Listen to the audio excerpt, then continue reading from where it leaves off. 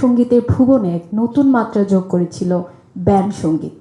সেই যাত্রায় যারা ব্যান্ড সঙ্গীত শুরু করেছেন এবং এখনও পর্যন্ত সেটিকে বয়ে নিয়ে যাচ্ছেন, উদযাপন করছেন উৎসবের মতো, তাদের সকলের প্রতি আমরা কৃতজ্ঞতা জানাতে চাই। চ্যানেল আইর উদ্যোগে 1 ডিসেম্বরকে ব্যান্ড ফেস্টের একটা কথা আমরা বলছি, আইয়ুব বাচ্চুর আগ্রহী করা হয়েছিল, কিন্তু এটা 12 বছর পড়লো এবছর এসে। আমরা 12 বছর পূর্ণ যেন একযুগ পূর্তি পালন করবো, তখন বড় আকারে একটা আয়োজন করার পরিকল্পনা করছি। তার আগে যদি বাম্বা বা সঙ্গীতের ব্যান্ডের সঙ্গীতের সাথে যে সমস্ত সংগঠনগুলো জড়িত আছে, চ্যানেল আই, সবাই মিলিয়ে যদি সরকারের সাথে, বিশেষ করে সংস্কৃতি মন্ত্রণালয় বা কনসার্নিং মিনিস্ট্রি যেগুলো আছে তাদের সাথে কথা বলে এই 1 ডিসেম্বরকে জাতীয়ভাবে ব্যান্ড ফেস্ট ডে করা যায়, তাহলে এটা একটা ভালো ভাই একটু জানতে চাবো, চ্যানেলে প্রতি বছর এই বছরও করবো, এটা আমাদের জন্য একটা মানে সৌভাগ্যের বিষয়। কিন্তু একটা বিষয় একটু জানতে চাবো আপনার কাছে, যে আমাদের ইন্ডাস্ট্রিতে কেন ব্যান্ড শো কমে যাচ্ছে,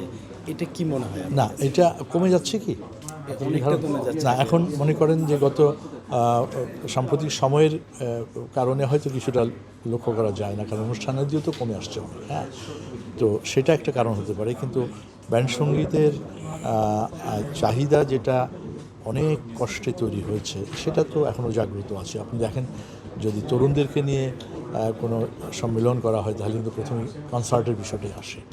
তো সেই দিক থেকে ব্যান্ড সঙ্গীতের একটা চাহিদা বাড়ছে আমার দৃষ্টিতে। তবে আপনি যেটা বলেছেন, মানুষের আসলে এন্টারটেনমেন্টের তো পরিধিটা অনেক বেড়েছে, হাতের মুঠাই তো একটা এন্টারটেনমেন্টের জগৎ নিয়ে বসে আছে। সেটা একটা কারণ হতে পারে, বড় কারণ হতে পারে, যা চাই তাই শুনতে পারি।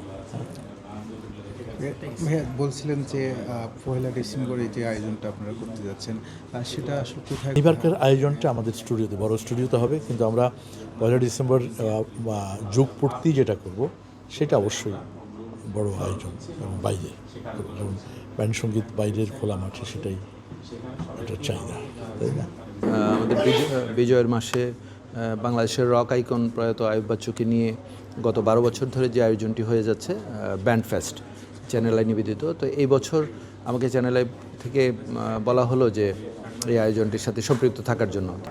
আর আমি ব্যান্ড মিউজিককে অত্যন্ত পছন্দ করি, এবং এই বছর যে আয়োজনটি হচ্ছে ব্যান্ড ফেস্ট 2025, এটির সাথে যুক্ত থাকতে পারি, গর্ববোধ করছে। আমি একটু আগেও বলেছি যে ফেসবুকে বুঁদ হয়ে থাকা তরুণ সমাজকে আবার জাগ্রত করতেই বোধ হয় এই আয়োজনটি সফল হবে। কারণ এখন কোনো অনুষ্ঠানে তালি শোনা যায় না, সবাই মোবাইল নিয়ে ব্যস্ত, সবাই ফেসবুকে ব্যস্ত, সবাই ঘুম থেকে উঠলেই শুধু রাজনৈতিক অস্থিরতা নিয়ে কথা বলা। তো এর ভিড়ে 1 ডিসেম্বর বিজয়ের মাসের প্রথম দিনেই আমরা আশা করি যে নতুনভাবে সঙ্গীতপ্রেমীরা উদ্বেলিত হবে।